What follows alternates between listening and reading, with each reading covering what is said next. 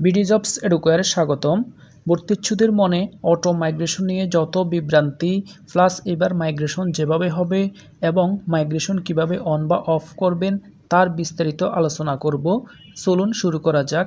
গুচ্ছভুক্ত 24টি বিশ্ববিদ্যালয়ের 2023-24 শিক্ষাবর্ষের মাইগ্রেশন সম্পূর্ণ নতুন পদ্ধতিতে হবে।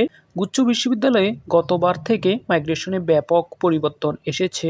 গুচ্ছ ভর্তি কমিটি এইবার 4টি মাইগ্রেশন সহ মোট 5টি মেরিটের মাধ্যমে ভর্তি কার্যক্রম শেষ করার সিদ্ধান্ত নিয়েছে।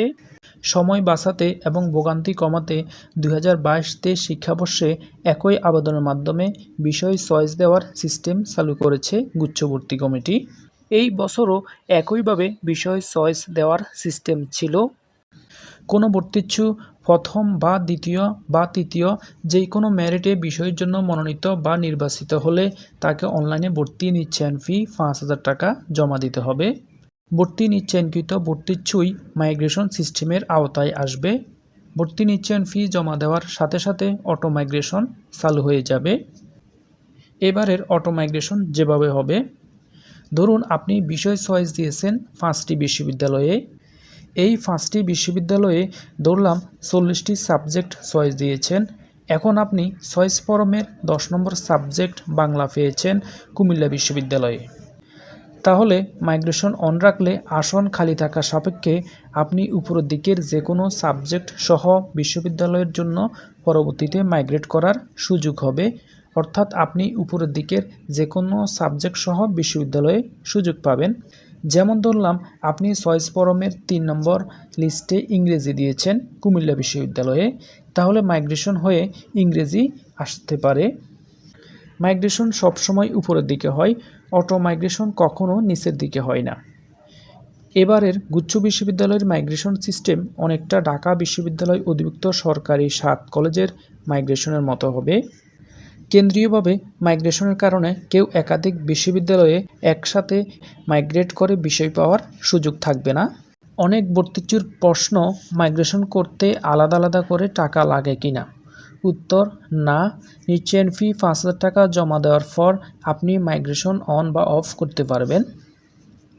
ভর্তি নিশ্চয়ন ফি 5,000 টাকা পরবর্তীতে চূড়ান্ত ভর্তি ফি হতে কর্তন করা হবে। অর্থাৎ চূড়ান্ত ভর্তির সময় নিশ্চয়ন ফি 5,000 টাকা সমন্বয় করা হবে। কেউ কেউ বলেন, মাইগ্রেশন যেখানে হবে সেখানে কি চূড়ান্ত ভর্তি হতে হবে? উত্তর, হ্যাঁ। মাইগ্রেশন হওয়ার পর আগের বিষয় বা ভার্সিটিতে যাওয়ার সুযোগ নেই। কেউ কেউ বলতে পারেন, আমি নজরুল বিশ্ববিদ্যালয়ে প্রাথমিক ভর্তি নিশ্চয়ন করে মার্কশিট জমা দিলাম, পরবর্তীতে মাইগ্রেশনে নোয়াখালী বিজ্ঞান ও প্রযুক্তি বিশ্ববিদ্যালয়ে বিষয় পেলাম, এখন আমাকে কি নজরুল বিশ্ববিদ্যালয় থেকে মার্কশিট তুলে নোয়াখালী বিজ্ঞান ও প্রযুক্তি বিশ্ববিদ্যালয়ে জমা দিতে হবে, নাকি নজরুল বিশ্ববিদ্যালয় থেকে নোয়াখালী বিজ্ঞান ও প্রযুক্তি বিশ্ববিদ্যালয়ে মার্কশিট পাঠানো হবে?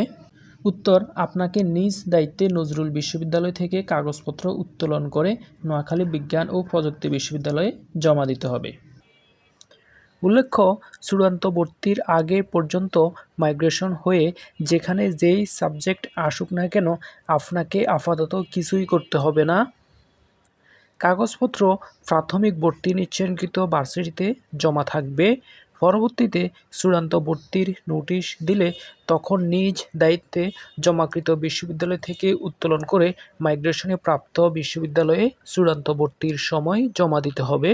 গত বছর ইউনিভার্সিটি এবং সাবজেক্ট আলাদা আলাদা মাইগ্রেশন করার সুযোগ ছিল। এইবারও একইভাবে ইউনিভার্সিটি এবং সাবজেক্ট আলাদা আলাদা মাইগ্রেশন করা যাবে। অর্থাৎ আপনি চাইলে শুধু সাবজেক্ট অথবা শুধু ইউনিভার্সিটি মাইগ্রেশন করতে পারবেন। এছাড়া উভয়টিও মাইগ্রেশন করা যাবে। মাইগ্রেশন অন অথবা অফ কারা করবেন? ভর্তি নিশ্চয়নের পর কোনো ভর্তিচ্ছু মাইগ্রেশন করতে না চাইলে বন্ধ করে রাখতে পারবেন। মনে রাখবেন, মাইগ্রেশন একবার অফ করলে তা আর পুনরায় চালু করা যাবে না। মাইগ্রেশন অফ করলে আবেদনকৃত বাকি বিশ্ববিদ্যালয়ে আর ভর্তির সুযোগ থাকবে না। আবার যারা পছন্দের সাবজেক্ট পান নাই তারা মাইগ্রেশন অন করে রাখবেন, এতে আপনার চয়েস লিস্টের উপরের বিষয় আসার সম্ভাবনা থাকে। তবে আপনি এখন যে বিষয় পেয়েছেন তার উপরে যদি কম জনপ্রিয় বিষয় চয়েস দিয়ে থাকেন তাহলে তাও পরবর্তীতে মাইগ্রেশন হতে পারে, এবং মাইগ্রেশন হলে আপনাকে মাইগ্রেশনের মাধ্যমে প্রাপ্ত বিষয়ে ভর্তি হতে হবে। অর্থাৎ মাইগ্রেশন হয়ে যেই সাবজেক্ট বা বিশ্ববিদ্যালয় পাবেন আপনি সেখানেই ভর্তি হতে হবে। আগের সাবজেক্ট বা ভার্সিটিতে ফিরে যেতে পারবেন না। তাই যারা পছন্দমতো সাবজেক্ট বা ইউনিভার্সিটি পেয়েছেন তারা মাইগ্রেশন অফ করে রাখবেন। কেউ যদি সাবজেক্ট চয়েস ফরমের প্রথম সাবজেক্ট পেয়ে থাকেন তাহলে তার আর কোনো মাইগ্রেশন হবে না। সেক্ষেত্রে আপনাকে মাইগ্রেশন অন অথবা অফ কিছুই করতে হবে না। আর মনের মতো ইউনিভার্সিটি বা সাবজেক্ট না পেলে মাইগ্রেশন অবশ্যই অন করে রাখবেন। মাইগ্রেশন অন বা অফ করতে চাইলে তা কনফার্ম করার জন্য আপনার আবেদন করার সময় যে মোবাইল নম্বরটি দিয়েছেন সেই মোবাইল নম্বরে জিএসটি ওয়েবসাইট হতে একটি ওটিপি পাঠানো হবে। সেই ওটিপি দিয়ে মাইগ্রেশন অন অথবা অফ কনফার্ম করতে হবে। আশা করি অটো মাইগ্রেশন নিয়ে আর কোনো বিভ্রান্তি কারো মনে থাকবে না। এরপরও যদি মাইগ্রেশন সম্পর্কিত কোনো তথ্য কারো জানার দরকার হয় তাহলে আমাদের কাছে কমেন্ট করতে পারেন। আমরা আপনাদেরকে সঙ্গে সঙ্গে তা জানিয়ে দেওয়ার চেষ্টা করব।